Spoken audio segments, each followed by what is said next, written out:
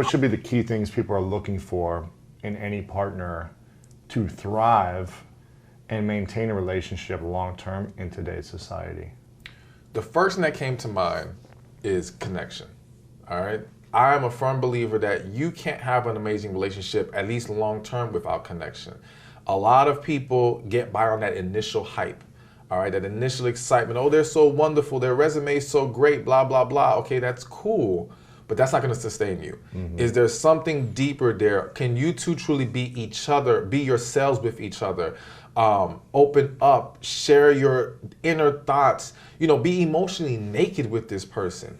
If you can, and you still enjoy their presence, enjoy speaking to them, you feel good when they're around you. Okay, we got something we can work with here. Even if everything's not in perfect alignment, we have the foundation to now grow the relationship. But without that, it's just fluff. Is connection something that's created, or is it just, does it only happen between certain people? It only happens between certain people. Really? It's either there or it's not. And you should know it in the first few minutes, or is it maybe it takes... I won't say you'll know it in the first few minutes. I think it can vary. I think it depends on how spiritually in tuned you are, or how emotionally grounded you are. If you're in a very emotionally healthy place, I do think you're gonna recognize it very quickly, all right?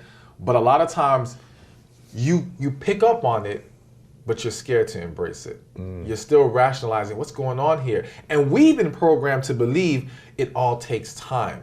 So when we see this experience where two people it's like this, they click, and they're feeling these intense feelings right away, everyone else is saying, slow down, this can't be real, or you're jumping the gun. In reality, no. Because in most situations, let's just say if not in a few minutes, the first date, people know. People know, like, there's potential here or there's not, or this one could be the one or they're not. But we rationalize why we should entertain this and move further, give it a chance, waste our time, and then we find ourselves stuck in situations we don't belong in. And now we try to make it work because we've invested so much, and we don't want to now admit that we were wrong or we wasted our time, we're lonely. Various reasons cause us to hang on to situations we don't belong in. But we knew from the beginning.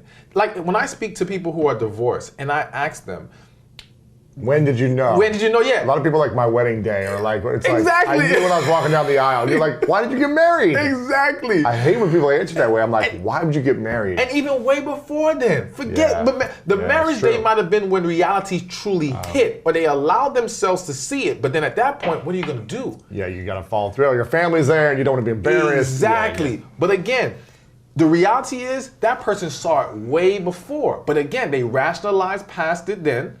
And now they found themselves in this more difficult position, and they can't do anything about it. And then they get a divorce a year or two later. They 25 years later. I know, listen, I know one couple who were married for 25 years. After they got divorced, everyone was against it because on the outside looking in, they looked like this great couple, all right? But they were miserable, all right, behind closed doors. Well, the wife let me read a letter that the husband wrote her before they got married. No way. I read this letter, and the first thing I say is, why did you ever get married? It was clear as day in this letter that you guys should not have taken that step. What did it say generally? It was just in general calling out all these different issues and problems. It was a clear disconnect between the two. And once I started to learn the real story, you saw that they did not have that deep connection. They were two people who did not fit together. And what they lacked was the other thing I was going to bring up as far as what people need is balance, all right? I think too many times we're fixated on equality and not enough on balance. What's the difference? The difference is this. Equality is almost like, all right, LeBron and Dwayne Wade joined together. They both are alpha males of their team. They're both superstars. They both can shoot. There's some level of equality there.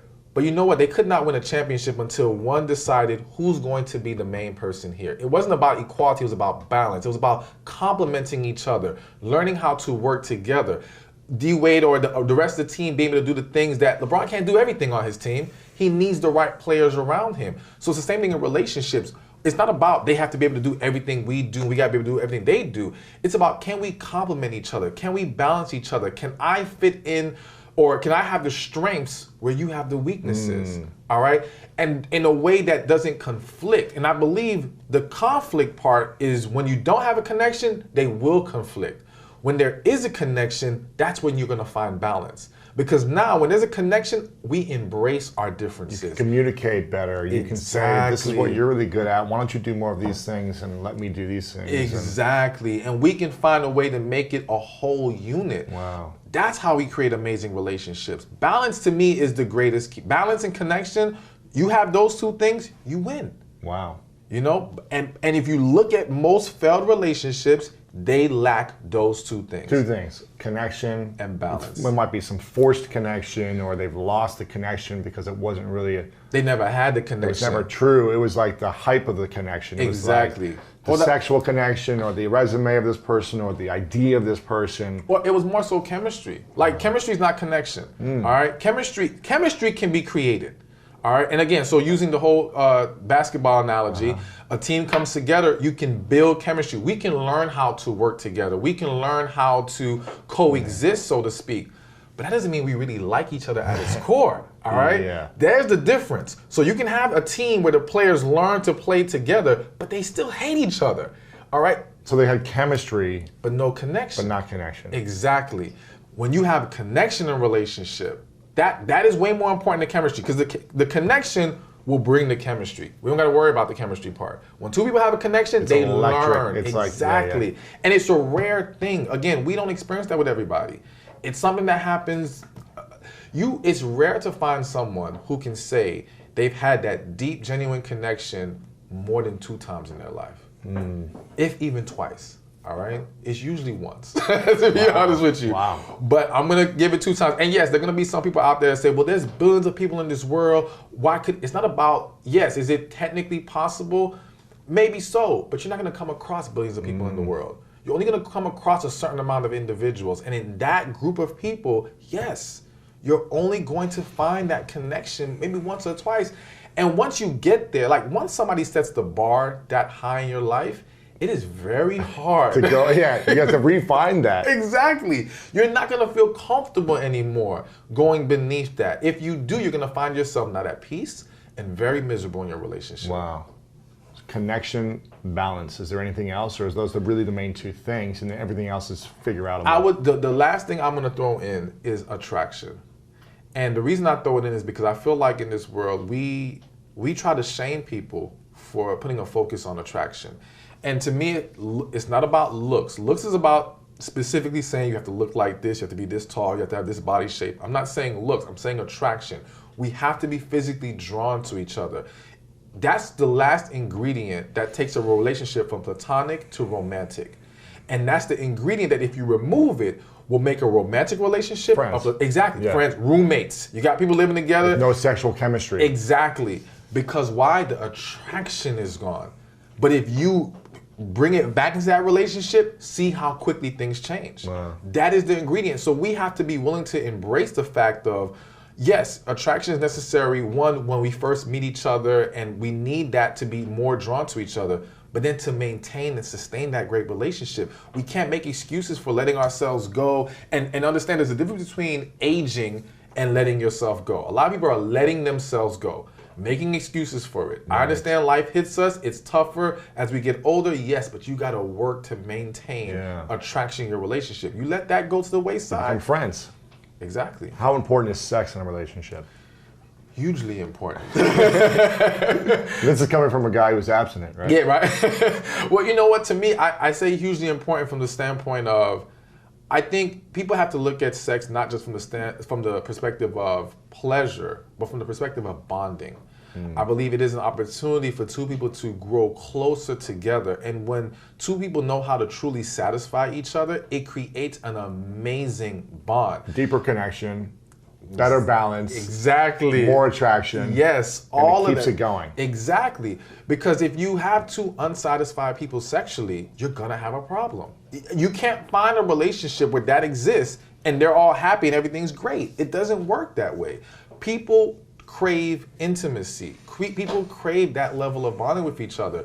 And yes, biologically speaking, we can talk about the needs of a man and a woman and all these things, but I think even going deeper spiritually and all that, sex is important, and we are not taking enough of a mature approach to understanding and learning sex. I think people are very much behind in their understanding of it. Especially in America, it's like we weren't educated. Exactly. It's a very like hush-hush type of thing. It's not talked about in schools. Your parents, at least most parents, aren't talking about it until it's like the moment, and it's like, let me say something to just get it out, and then let them figure it out. Well, and not just that, a lot of our parents don't know either. Right. Like, people just don't take time to get more educated on their bodies, on sex, on true sexual satisfaction. There's a lot of lies going on. I tell people all the time, listen, a lot of women aren't being sexually satisfied, all right?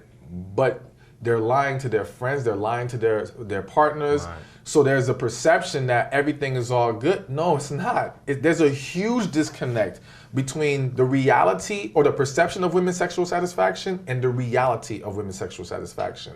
And that contributes to a disconnect in marriages. Because again, if the woman is not satisfied, she now becomes less willing to be sexually involved with her husband. Now, he starts to gain resentment. He starts to feel neglected. Starts to wander. Exactly. Snowballs from there. We can't overlook that and act like everything's going to be fine. And we can't say, well, you should love them enough to where it doesn't matter. Listen, we're talking about maintaining a committed relationship.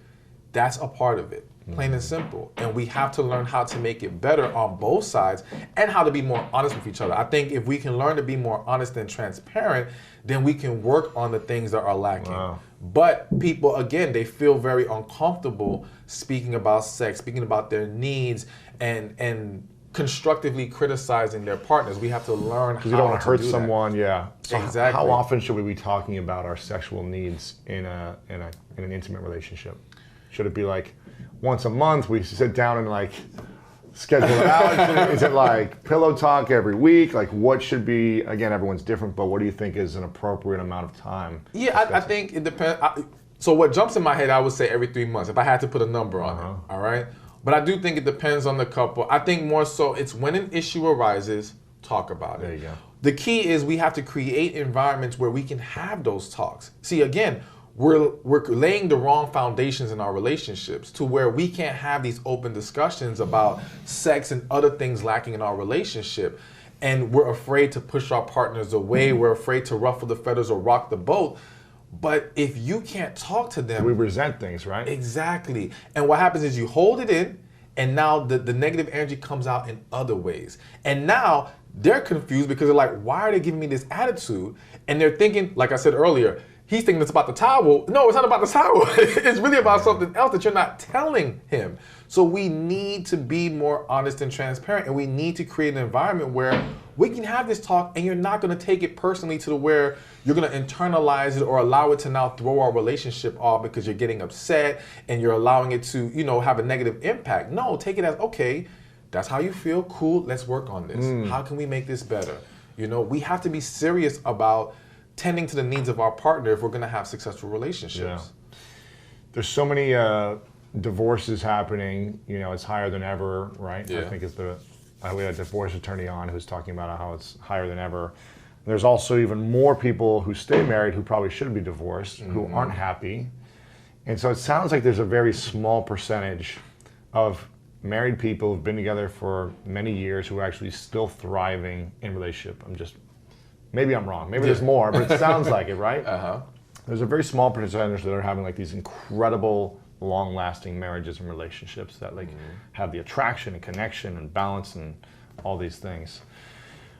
Why do you think that is, and how can we decrease the number of failed relationships? Or is that the wrong question to ask? No, I think it's a good question. I think, one, we have to understand marriage is not the issue. It's marrying the wrong person and marrying for the wrong reasons, all right? And then underlying to those things is the lack of healing. Because it's the lack of healing that leads us into these wrong relationships and allows us to entertain situations we should not entertain. Because again, for example, if you're a guy or a woman, if you've been through some things and now you think you don't deserve that great person, that great relationship, because your perception of yourself is low, now you're going to just latch on to whoever comes around who says, I want to be with you and willing to give you what you want at that moment. Yeah. And you're thinking, okay, this is safe. This will work. let me go ahead and go with it, but you're never truly into them like that, it's never gonna be the relationship it needs to be. If you're looking to learn more about healing your body and your mind, then make sure to check out this powerful video with Dr. Caroline Leaf. Depression and anxiety, and those are simply telling you, hey, there's a pattern. That pattern is actually putting your body under tremendous stress, even to the point where your DNA is affected